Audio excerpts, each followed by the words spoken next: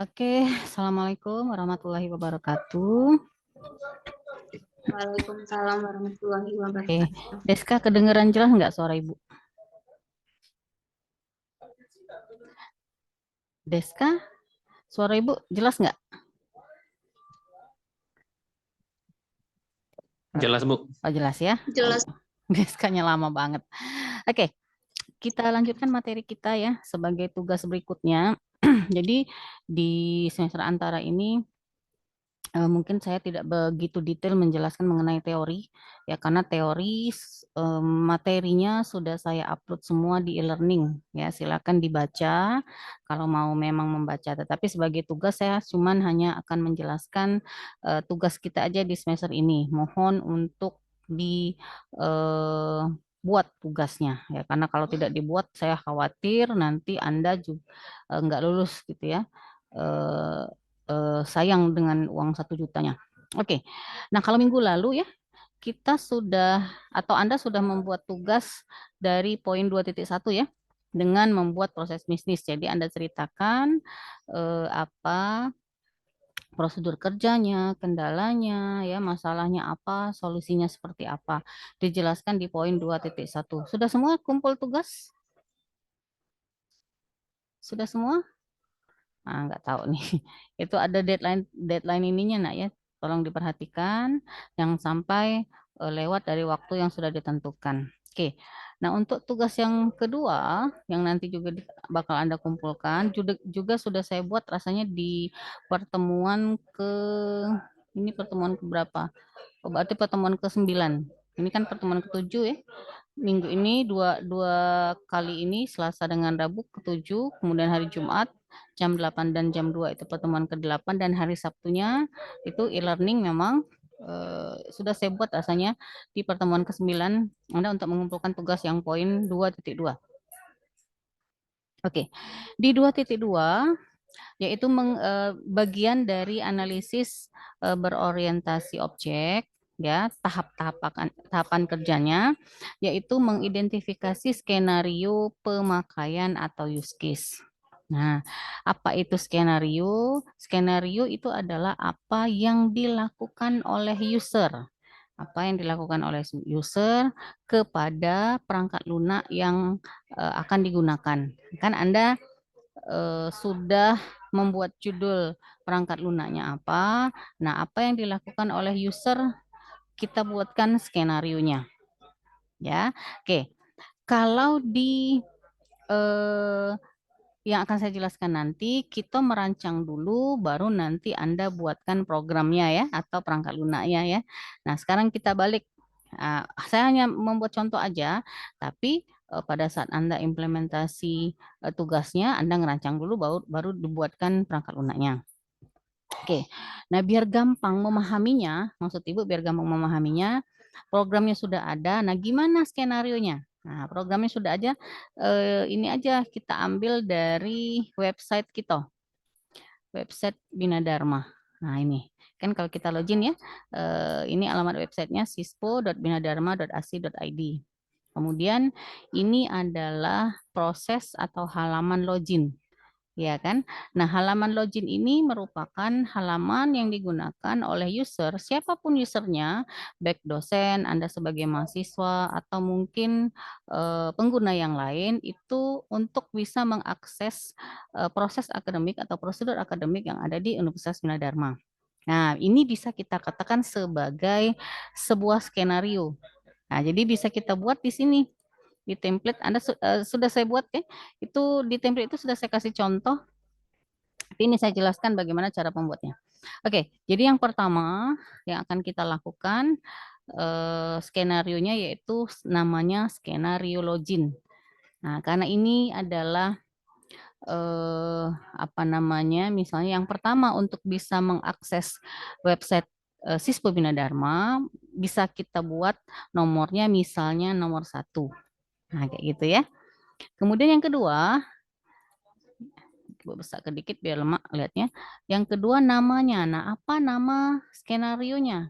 Nah, kalau kita lihat halaman ini kan namanya kan proses untuk mengakses websitenya, ya kan? Anggaplah kita buat namanya adalah login. Nah, berarti bisa kita buat namanya adalah login. Jadi kita buat nomor satu sesuai dengan nama skenario-nya, kita buat namanya skenario login, ya. Kemudian yang berikutnya adalah tujuan dari prosedur login ini apa? Nah, kita buatkan di bagian tujuan. Kita buatkan di bagian tujuan, misalnya tujuannya adalah user atau pengguna eh, melakukan proses login untuk misalnya untuk bisa mengakses atau masuk ke dalam mengakses data akademik di universitas misalnya Bina Dharma. Nah, ini contohnya. Jadi tujuan proses itu apa atau tujuan dari skenario apa? Ya. Jadi yang mesti Anda pikirkan yang pertama kali sebelum Anda menguraikan apa skenarionya, Anda harus tahu dulu proses-prosesnya apa-apa saja. Ya, proses-prosesnya apa-apa saja. Oke. Yang berikutnya adalah deskripsi uraian lebih detail mengenai proses login ini. Misalnya login merupakan halaman pengguna atau user untuk dapat melakukan semua kegiatan akademik berdasarkan misalnya posisinya masing-masing. Maksud posisi itu kalau dia loginnya sebagai dosen, menunya beda dengan misalnya kalau posisinya sebagai mahasiswa. Ya, nah ini yang saya akan tampilkan. Ya, yang saya akan tampilkan itu adalah menu saya gitu ya sebagai dosen. Tetapi login bisa digunakan oleh semua user, ya baik itu mahasiswa, dosen, misalnya kaprodi, dekan, rektor, wakil rektor, dan seterusnya. Oke. Oke, tipe ini kita abaikan dulu ya.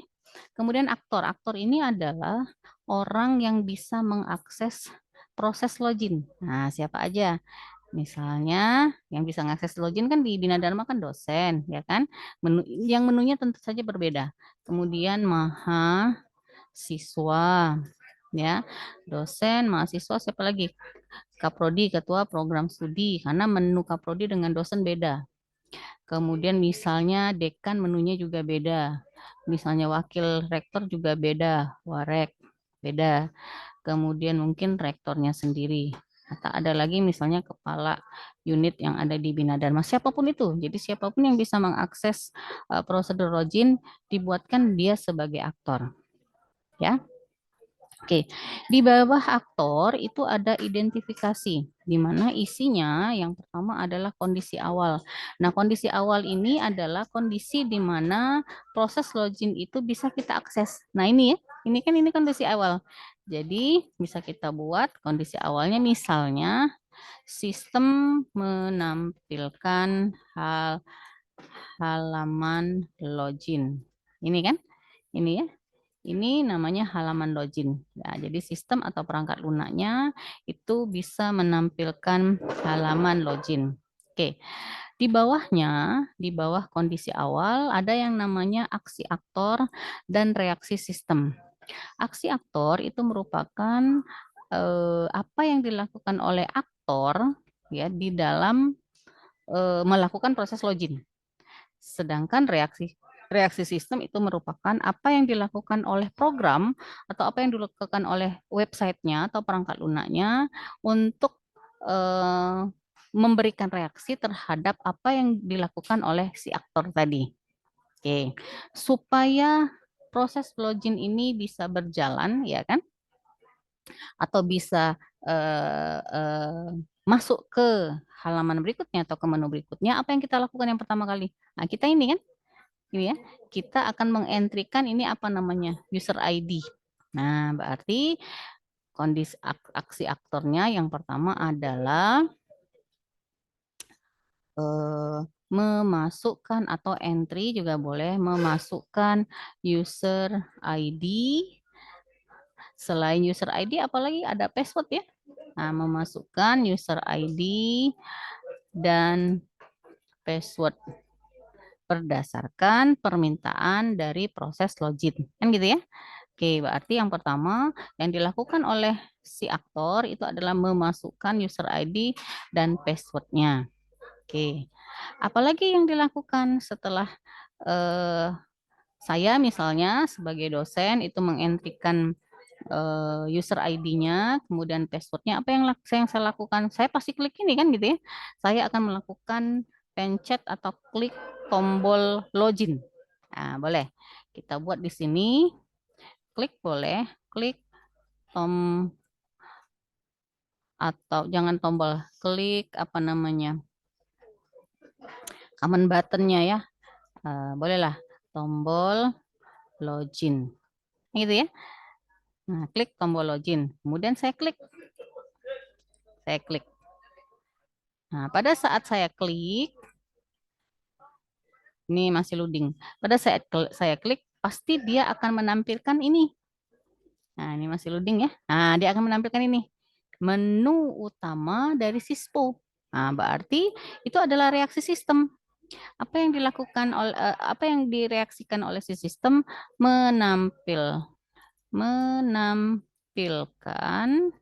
halaman menu utama Sispo dari Bina Dharma.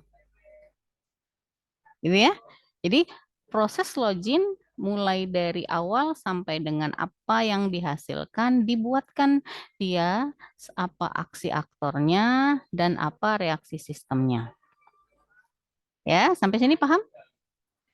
Paham ya? Oke. Oke.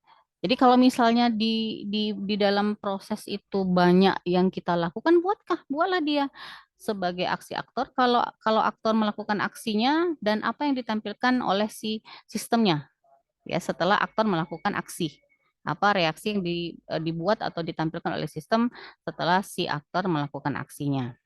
Oke, yang berikutnya adalah skenario alternatif autentifikasi gagal. Nah, ini adalah skenario jika ini kan kalau dia tidak fail atau kalau data yang sudah kita masukkan atau apa yang akan kita lakukan di dalam proses login itu sudah benar. Artinya kita sudah memasukkan misalnya user ID yang benar dan password yang benar. Kan gitu ya. Nah, bagaimana kalau misalnya kita salah user ID-nya atau password-nya salah atau dua-duanya salah? Apa yang dilakukan? Nah, ini kita masukkan sebagai skenario alternatif autentifikasi gagal. Oke. Jadi kemungkinan yang pertama kita lihat nomor satu. Ini kita lihat berdasarkan nomor. Memasukkan user ID dan password. Ya, misalnya kita keluar dulu dari ini, dari login ini,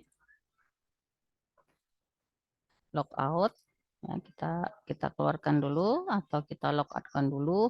Nah, ini kan misalnya nih Ibu lupa nih user ID-nya, taruhlah Ibu ketik misalnya kayak gitu dengan misalnya password yang sama, ya. Kemudian saya klik login. Saya klik login. Nah, nanti akan muncul ini. User ini tidak lagi bisa menggunakan sistem hubungi. Nah, ini kita masukkan di sini. Kita kopikan aja ini. Kita masukkan di sini. Ya. Jadi pada saat user ID atau password atau kedua-duanya yang kita masukkan itu salah, maka si sistem akan melakukan apa? Jadi kita buat alternatif nomor berapa alternatifnya? Nomor 3 kan gitu ya. Kalau yang benar kan dia menampilkan halaman menu utama Sispo. Nah, kalau yang tidak benarnya seperti apa? Atau kalau dia salah mengentrikan user ID dan password, apa yang dilakukan? Sistem akan menampilkan pesan. Nah, pesan yang tadi nak, yang Ibu copy tadi. Nah, akan menampilkan user ID, user ini tidak lagi bisa menggunakan sistem. Dalam kurung hubungi bagian pelayanan jika mau mengaktifkan kembali.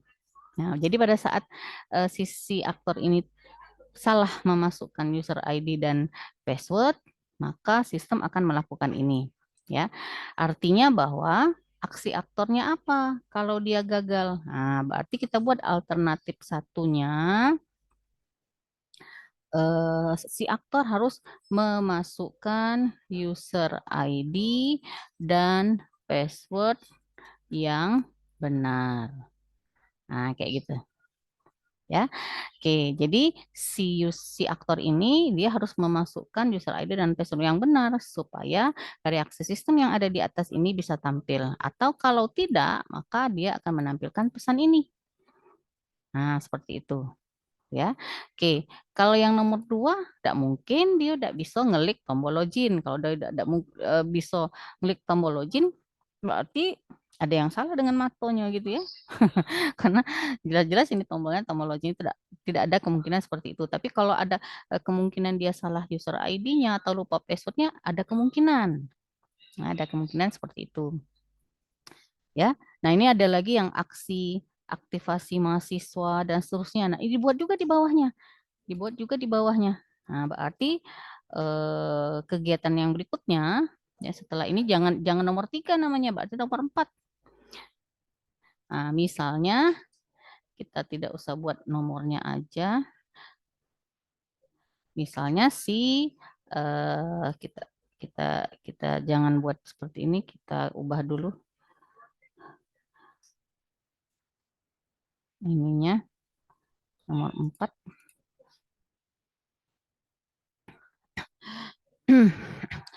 Ini nomor 3.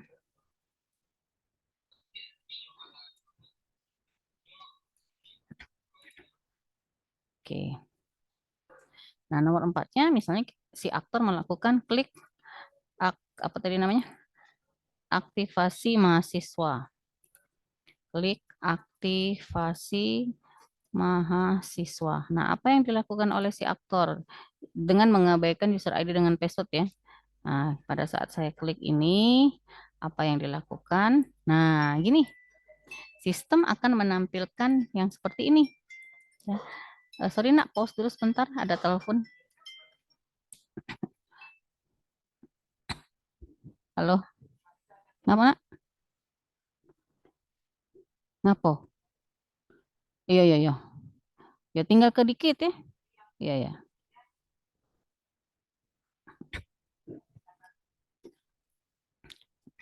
Nah, jadi pada saat kita klik aktivasi mahasiswa itu ternyata muncul ini apa namanya?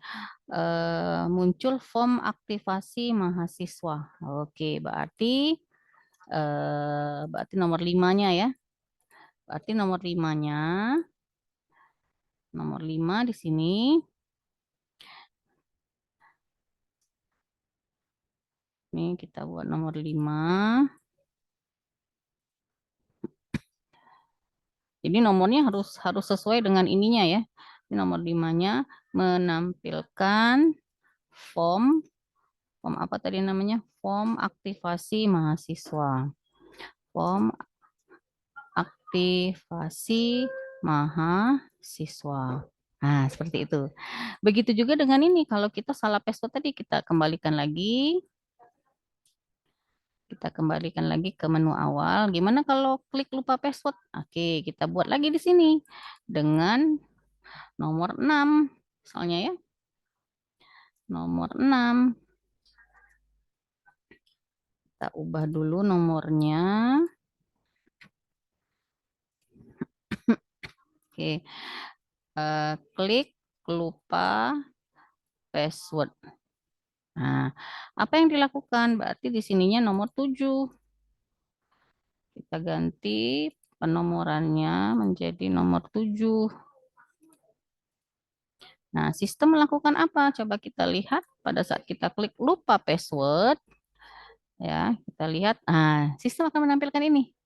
Sistem akan menampilkan halaman apa ini namanya? Misalnya halaman untuk apa nih? Mengirimkan token. Nah, taruhlah gitu ya. Menampil menampilkan halaman token misalnya ya, menampilkan halaman token. Nah, ya udah. Nanti kamu buat lagi di sini sebagai skenario berikutnya. Yang pertama tadi skenario apa? yang proses yang kedua aktivasi mahasiswa, berarti yang kedua adalah skenario aktivasi mahasiswa. Nah, buat lagi yang kayak gini tadi, Nak. Kamu kopikan aja ininya tabelnya, taruh di skenario aktivasi mahasiswa. Ya, berarti nomor duanya diisi semua ini, kosongkan semua. Ya, berarti nomor duanya adalah skenario aktivasi mahasiswa. Nah, lakukan hal yang sama untuk mengisi tabel-tabel ini. Ya, berarti nomor tiganya apa tadi? Lupa password ya kan?